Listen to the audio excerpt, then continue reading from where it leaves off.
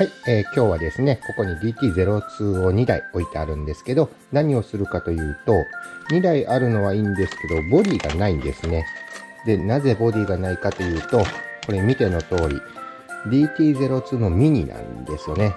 1台は以前動画にもしたんですけど、こんな感じでくっつけてちっちゃくしたのと、こちら、カントリーホビーチャンネルさんからいただいた 3D プリンターのシャーシにしてます。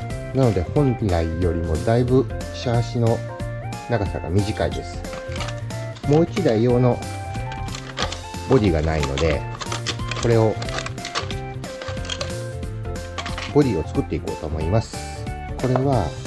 これね、昔動画にもしたんですけど WR02 ワイルドイリーのボディがなかったんで、これをワイルドイリーのボディの代わりに使ってみたリカちゃんのオープンカーですね。まあ紙ボッサボサですけど、これをちょっとなんかサイズ的にね、ほらちょうど良さそうな感じがするんで、これ加工して作ってみようと思います。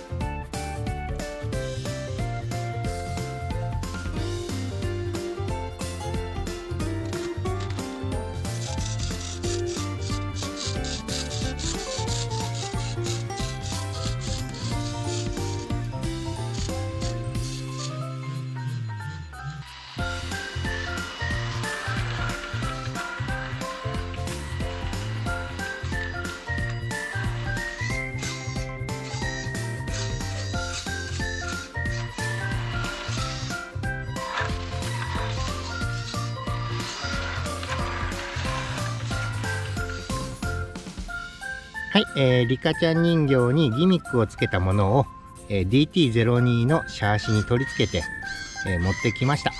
これでいつもの自分のコース、ハイグリップの路面ですけど、ここで走らせてみようと思います。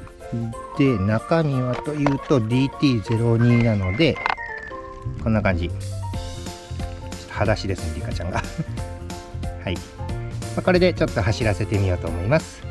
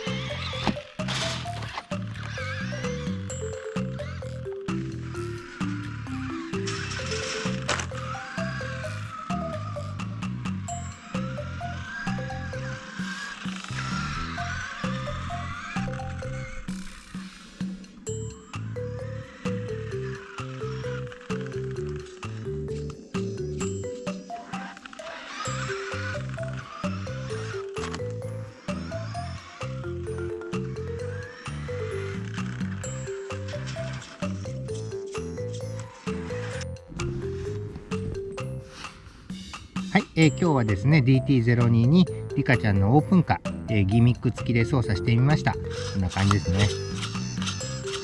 最後まで壊れず走れたので今回は良しとします。走りの方は540モーターなのでそんなスピードは出ない分、普通に走ることはできました。スパイクタイヤも特に問題はなかったみたいです。それでは本日の動画は以上となります。また今後もこういったギミックや、改造などいろいろやっていこうと思いますので、よければいいねボタン、チャンネル登録もよろしくお願いします。それでは最後までご視聴いただきありがとうございました。失礼します。